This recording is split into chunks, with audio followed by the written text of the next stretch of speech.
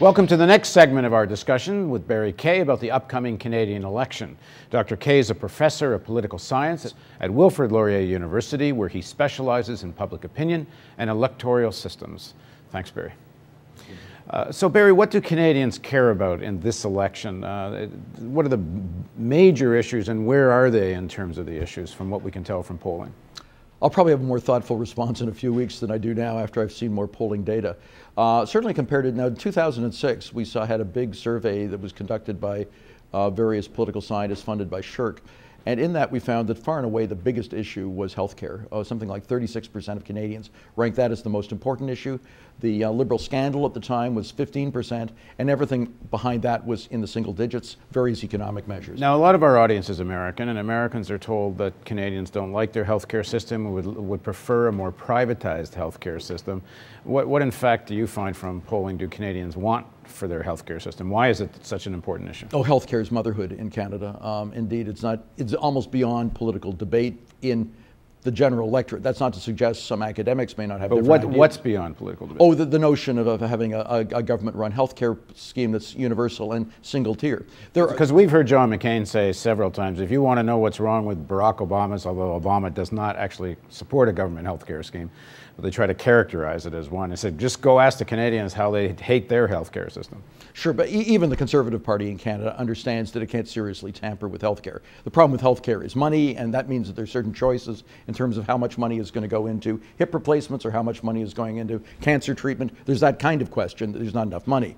But the question of enthusiasm for a single tier healthcare availability for Canada, that's something that all the parties now are in agreement upon. To tamper with that would be the third rail of politics. So yeah, even a right-of-center party can't touch it. That's right. What about the current economic crisis, the Wall Street fallout? To what extent do we know yet how this is going to affect the Canadian election? Still early. I'm sure it's going to have an effect, but we have an election on the 14th, and the most immediate question is how much impact it's going to have in the days immediately leading up to that. I think healthcare probably has diminished somewhat. The environment was another issue that was increasing in importance during the early part of the campaign and may be yet. In fact, the Liberals kind of were going to stake their campaign on it, and it seems like this talk of recession in Wall Street may have just taken this away from them. My own view, frankly, is that the calling of the election on the part of the Conservatives was a fear that there were signs, even before the most recent events in the States, that indeed the economy was slipping, and they preferred to sort of have an election now rather than a year from now, because as the incumbent government, they would be criticized for bad management during an economic crisis. Now, that hasn't resonated with all Canadians yet. I think it's going to be a bigger issue in the weeks and particularly the months to come. And there are places in Canada, places certainly that have been devastated by the decline in the auto industry, places like Windsor and Oshawa, where I think it's going to be a huge issue. But I'm not sure that as many Canadians are feeling the pain yet. Some of them are starting to worry about it, but whether there will be enough for it to influence the election on the 14th, I'm not so sure. Yeah, it's hard to tell whether it's really penetrated past the business pages and kind of people that really avidly read newspapers. But if you talk anecdotally to taxi drivers and you certainly and other people, people are starting to feel the fear, and it can only increase over the next few days. I don't think people think the congressional bailout has really stopped. Perhaps not, but like with Medicare, it's a motherhood issue. Everybody, that is, all the political parties claim to be on the side of a strong economy. Nobody comes out saying they're in favor of unemployment. And to be able to convert the fear into a preference or changing a preference for one party or another, that's a little more complicated. Well, the Liberals and the NDP are trying to attack the Conservatives as being associated with a deregulation kind of mindset, a neoliberal kind of mindset, although certainly the Liberals were very much part of that in Canada. But at any rate, they're trying to say that the Harper and the Conservatives are more like the Republicans, we're more like the pro-regulation left, and we're better to deal with the crisis. You think this can get any traction over the next few days? I have a hunch that it's not going to happen in large numbers by the 14th of October. In time, that may yet be the case. But the various parties have charged Harper as being sympathetic to George Bush on foreign policy and a lot of other issues. And the fact is that Harper has actually gained traction during the campaign in general. So just saying that Harper is like the Americans isn't normally enough to change the election outcome. And to what extent do you think people understand what Harper does stand for, and what about the role of the media in terms of helping people understand the actual substance of the issues versus just Harper's persona versus Dionne's persona or Leighton? Oh, well, okay, that's a more general question. You're right in my mind in thinking that indeed people aren't very sophisticated in their view of Harper. But that's true generally. It's not just true of Harper this time. It's true of, it was true of Chrétien, it was true of Mulrooney, it was true of lots of politicians, that there isn't a great deal of sophistication and that there's a kind of comfort level. If in fact people find the candidate comfortable and tend to have imbue some trust in them, they'll tend to go along with them on issues they don't fully understand. So we see some people who thought that Mulrooney was a great environmentalist because they felt comfortable with Mulrooney at the time. There are Americans who thought that Reagan was a great environmentalist when he clearly wasn't. The level of sophistication on the part of many voters isn't that great, and the issues tend to be for policy wonks.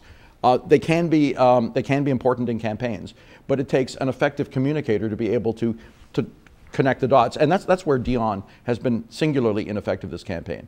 He's got policies, he's got issues that I think are important, but he has not been very effective in being able to sell them in terms of what he wants, and that's hurt the Liberal Party and frankly helped. That's the main reason that Harper is on the verge of a majority, not because of what Harper's done so well. In quote-unquote normal times, people kind of tune in, they tune out of elections, it doesn't feel that it's part of their personal life. Mm-hmm.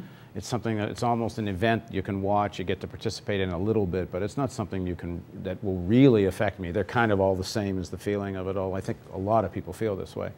But during a recession or a real war that feels like everyone gets engaged, they've been able to isolate the Afghan war so it doesn't feel part of Canadian life. But if people really do get this smell that the economy could be going into deep, deep recession, depression, into double-digit unemployment, as people start to smell that, is there any pattern we know from previous elections or from what you can tell from polling where this, if this might affect things? Oh, sure it could, but again... And in which direction do you think it would? Well, I think if people are genuinely unhappy, profoundly unhappy with the status quo, that affects the incumbent government. And indeed, that's why we've seen in the last few days that Obama rising precipitously in the States compared to McCain. It's because of the fact that Americans are very much realizing that, and although McCain hasn't been formally part of the administration, he's of the same party, and that's hurt him. And I think right now that's why Obama's going to probably win the campaign in the States. But in Canada, there is not yet that immediacy, that salience that causes Canadians to think, hey, things are terrible, we've got to throw the ins out. When there is a sense of panic, whoever are the ins, whether they're responsible for the problem or not, it's going to hurt them. But right now, and there may be people in some areas that are concerned about this, I don't think it has the salience, and my hunch is there isn't enough time between now and October 14th for it to have a huge impact on the election. Can you tell from polling now or from the previous elections to what extent the more sophisticated voters here, and I don't mean people that are right in the chattering classes and fully involved, but are just frankly cynical about the whole process. They really don't think there's that much difference between the parties, and that's why they don't get more engaged. That's part of the reason. And also the amount of partisanship. Well, yeah, but the parties still engage in partisanship. That seems to appeal to their base. But one phenomenon that has changed in this election that I think illustrates that point has been the rise of the Green Party. The Green Party had under 5% in the last election. Polls now show them at 10, and some polls show them having more support than the Bloc Québécois. My hunch is they're not going to win many, if any, seats as a result of that. But a lot of the people who vote for the Green Party don't vote because of environmental reasons. They vote because of the fact that it's a plague on everybody's head, that they're unhappy with everyone. It's basically they're choosing none of the above. And I think that's an illustration of the skepticism that people have about the political system. Well, we'll see how the skepticism expresses itself on October 14th. Thanks for joining us. And thank you for joining us. And join us again for further coverage of the Canadian elections.